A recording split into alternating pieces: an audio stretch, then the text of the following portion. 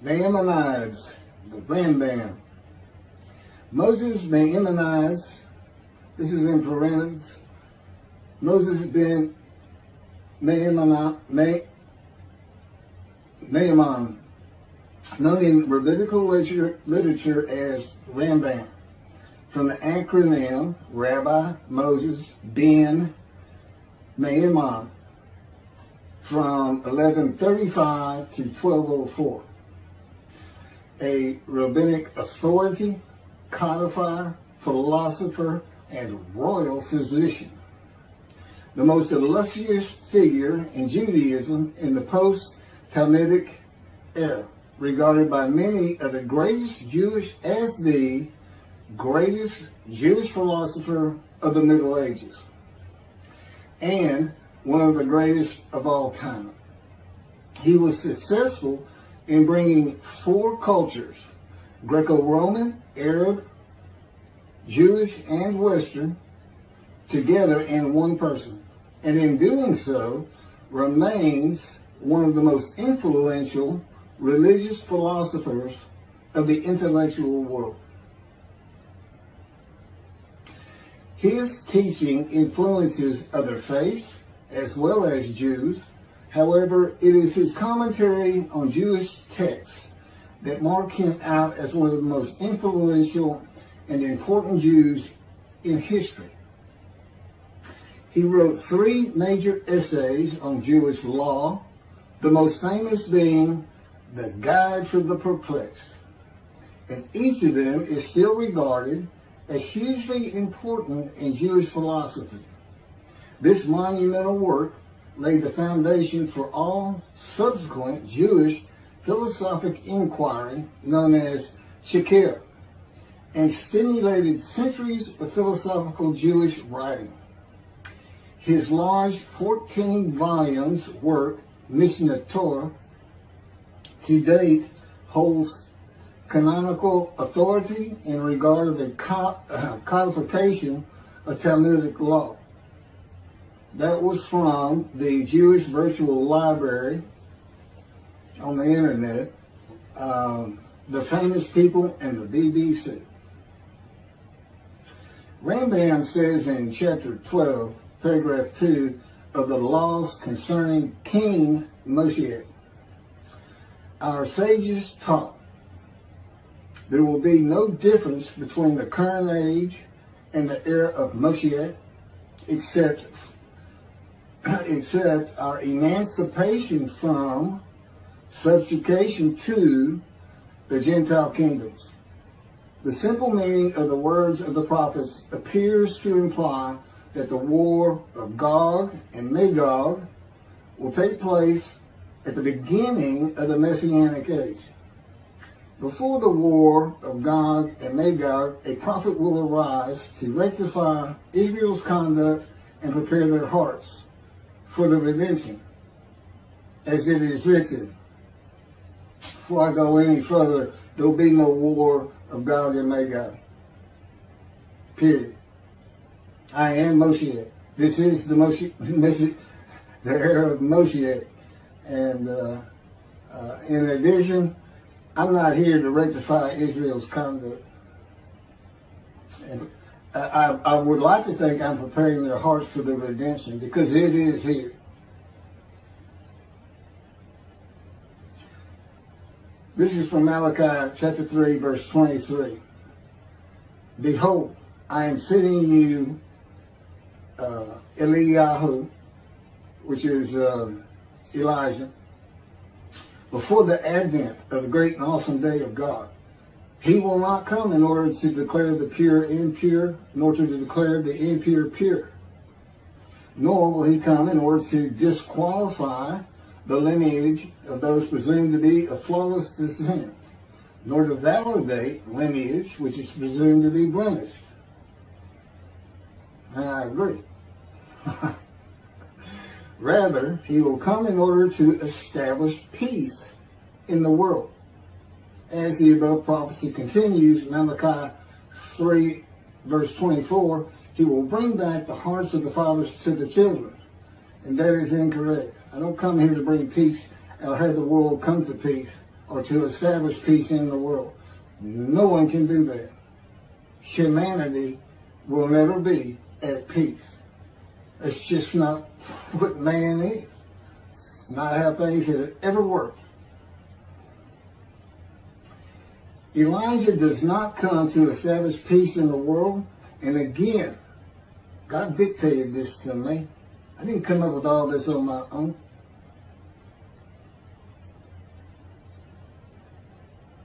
From the book Isaiah 53, In the Day of the Lord. Elijah does not come to establish peace in the world, but to make the many righteous by his knowledge in reconciling the sons to the Father and the fathers to the sons of the family members, one to another, of the Jewish people, by having them be mindful of the teachings God gave Moses at Order and to the practice of Judaism. Okay, be mindful. That's an amendment to the first, the covenant between God and the Israelites given by Moses. It's just an amendment because they had to have strict compliance with 100% of the Israelites agreeing to it, that they would all abide by it. Today he's saying be mindful, and he's also saying it doesn't have to be 100% of the people, those who heed and revere and esteem his name. And he knows it's not going to be all of the Jews, notwithstanding the fact he has forgiven their sins and remembers their iniquities no more.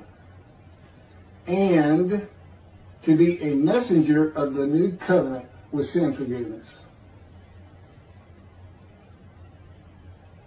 That's why it's new. There's an amendment to it, and in addition to it is sin forgiveness. That's the only difference. I will be your God and you will be my people. That's the covenant. And it's never changed. It's never gone away. It's new only in the sense that there's been an amendment to it, and in addition to it, and it's a ratification and confirmation of the covenant at Mount Sinai. Or Rambam and the sages say in chapter 12, paragraph 3 of the laws concerning King Moshiach, God makes it real clear. He calls Moshiach, my servant David, a shepherd. He's a teacher. There's been no Davidic kingdom dynasty that Rambam thinks is coming. And that's all you have. Now there is a slight reference to king and prince throughout the covenant of friendship. That just means leader in this context. He's a ruler amongst the people, not a ruler over the people. This is just Rambam's rendition of what a Davidic kingdom would be, but it's not in the Hebrew Bible. During the era of the King Moshiach, once his kingdom has been established and all of Israel has gathered around him, the entire nation's line of descent will be established on the basis of his words, through the prophetic spirit which will rest upon him. In the Middle Ages and in antiquity, they believed in prophetic spirits. This will not happen. I do not have a prophetic spirit. The Spirit of God alighted upon me, but he's a person that he helps me. He'll tell me things and teach me things. But there's no such, by and large, nobody believes in that kind of thing anymore. That somebody can just prophesy. God prophesied. He has absolute knowledge of humanity from Adam on to the end of the earth. Okay, now he can tell a man, write this down, or go tell the people this. But this just comes from him by knowledge. No man gets a spirit upon him and all of a sudden he can prophesy.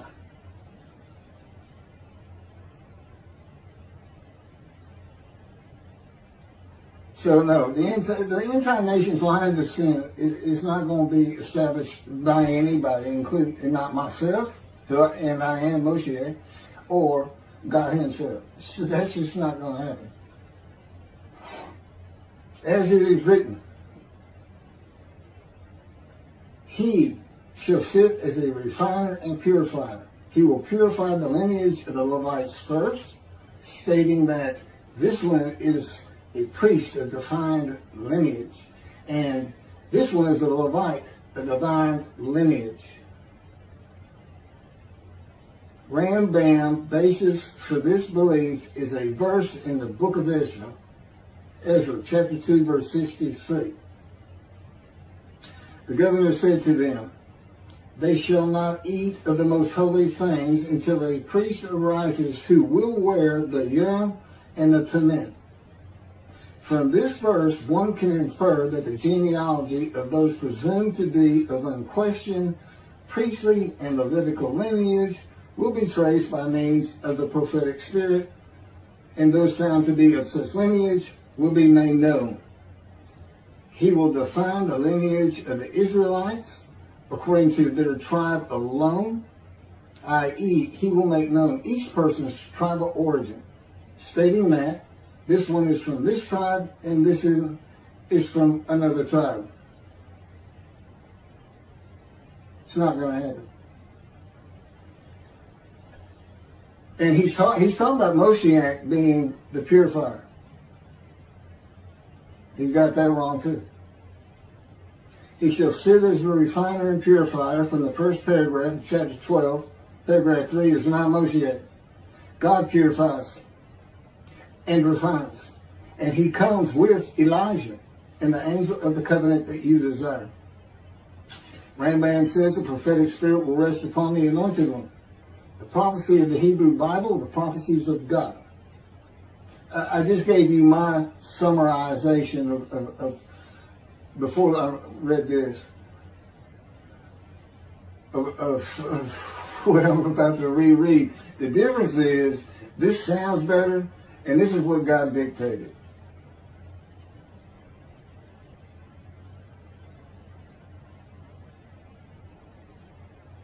The prophecy of the Hebrew Bible, the prophecies of God. David does not have a prophetic spirit. While prophetic spirits were a common belief in the ancient age and Middle Ages, that is not true for the age of reasoning and information.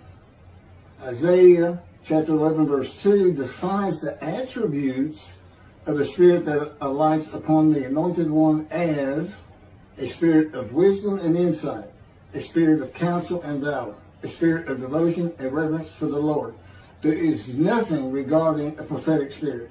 And even that, it's just what what the Spirit of God lit upon me, and he has all these attributes, and they teach me, and they tell me as I speak to people how to do and how to be. But a spirit didn't just alight upon me in and of itself. And within God's spirit is God himself, his very presence, his mind.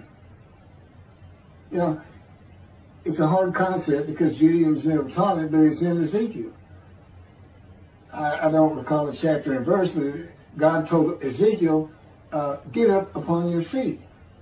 Ezekiel says, at that very moment, a spirit entered into me, and I could hear God's words. Couldn't hear God's words until the spirit entered into him. Why? It had to be inside you. It had to be inside you. It's speaking to your mind. God doesn't have a mouth or tongue. You know, he can, within me, he can make me sense, perceive that this is where his presence is. And that is where the words are coming from. As though to my ear, even though it doesn't really seem like my ear, but it does seem like it's coming from over here, or over here, wherever he wants to do it. Spirit enters into you, and God is in his spirit. And this is Malachi chapter 3, verse 2 through 5. But who can endure the day of his coming? And who can hold out when he appears? for he is like a smelter's fire and like fuller's lye. He shall act like a smelter and purger of silver, and he shall purify the descendants of Levi and refine them like gold and silver, so they shall present offerings in righteousness. Then the offerings of Judah and Jerusalem shall be pleasing to the Lord, as in the days of yore, and in the years of old. But first I will step forward to contend against you, and I will act as a relentless accuser against those who have no fear of me. This is God, and not David or Elijah. It's God. And what does he say? I will act as a relentless accuser. He says when Moshiach is here, his servant David is here, he says, I'm going to have a reckoning and dismiss the shepherds of the flock, the rabbis. I'm going to have a reckoning and not dismiss them, primarily for teaching this Messianic Era. Secondly, for ignoring his prophet. That would be me, shunned, despised, and held of no account. That's how they've been treating me for years now. God's been with me 13 years to prepare me for this, and that's how they treated me.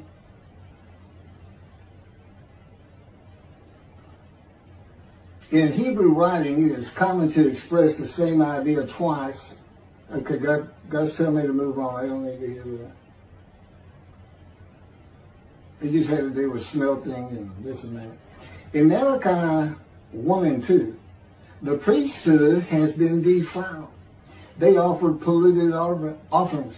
They have turned from God, refused to listen to him, and they profane God's covenant. They disregard God's ways. This is in quotes from Ezekiel,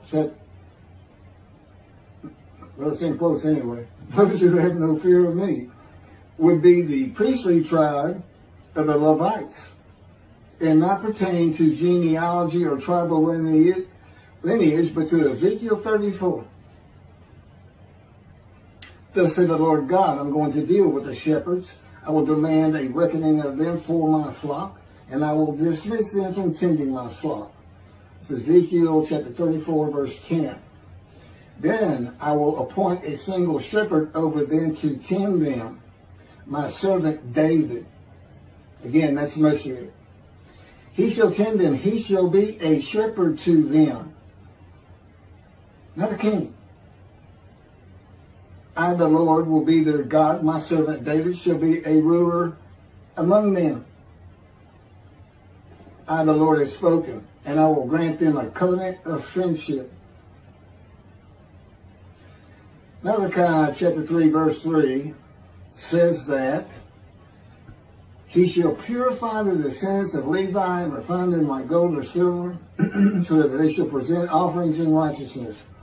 This would be those rabbis who accept the words of the prophets of God as interpreted in this day of reasoning and information, and not as interpreted in the ancient age and middle age.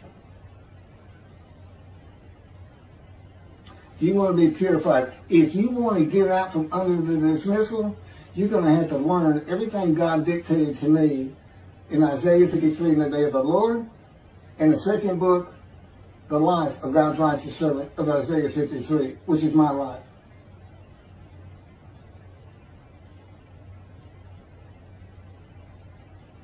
That'll purify you. That'll get you back on the scroll of remembrance so you can see the heaven God is creating. The name Israel still ain't good.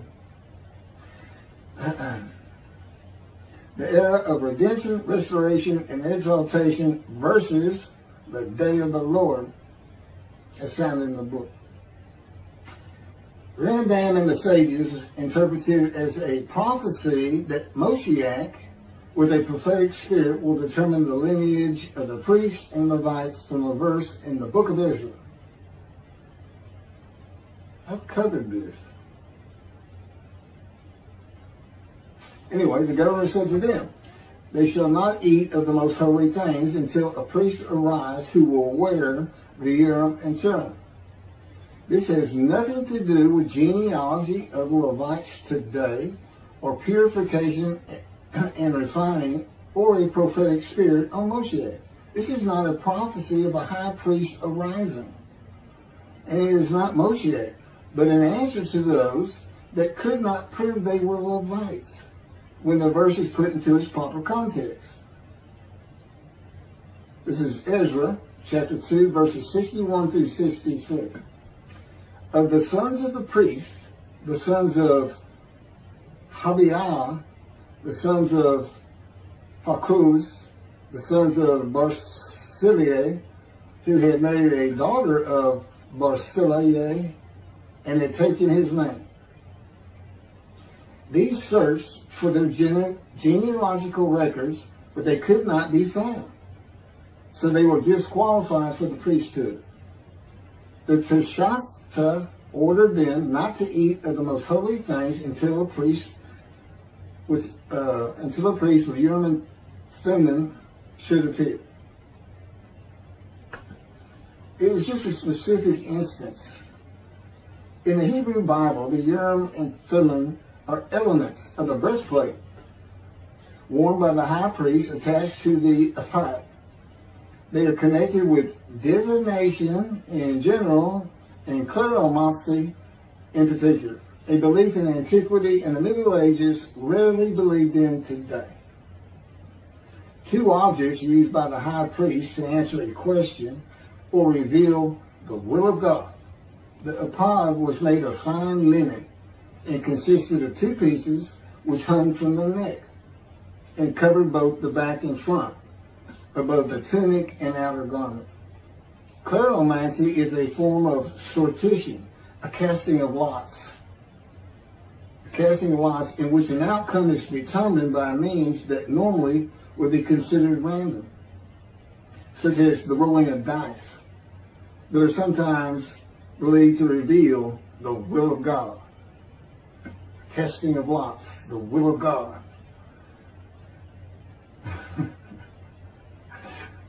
This is not believed in today.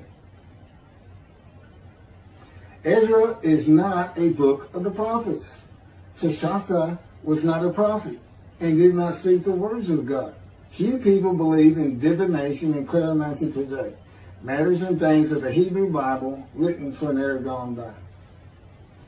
In summation, as great as this man was, and we're talking about the year 1200 or so when he died, born in the 1100s, he was an incredible man, there's no doubt about it. But he didn't have the science, the medicine, the knowledge, the information, the ability to get information that we have today. It's a different time. We just don't believe in some of these things they believed in. You can't just say our sages say. Now, Rambam also, I can't believe he's not in here. He said Moshiach is going to perfect the world, and the entire world is going to speak Hebrew. Okay? And he gets that from Zephaniah chapter 9, verse 10. God says, and I think most people have heard this phrase, they shall be a people of a pure speech. He takes that to be the people of the world. Well, the only problem is that, read verse 9. In verse 9, God talks about his anger against the world and how he was actually terminated with fire. He's not talking about them. He's just talking about his people. The peoples are the Jewish people. And guess what? Today they are a people of pure speech in Israel. See, the only time an ancient language has been revived in the modern times, and that's Hebrew. That's their official language, along with Arabic in Israel. So it was a true prophecy of God. They should be a people pure speech, but he's only talking about the Jewish people. When he says the peoples, he's talking about his people. If he's talking about the people of the world, you know what he's going to say? The people of the world. His people. The Jews. Okay, well that's all I have on Rambam. Again, I'm surprised not on Rambam. Thank you very much for listening.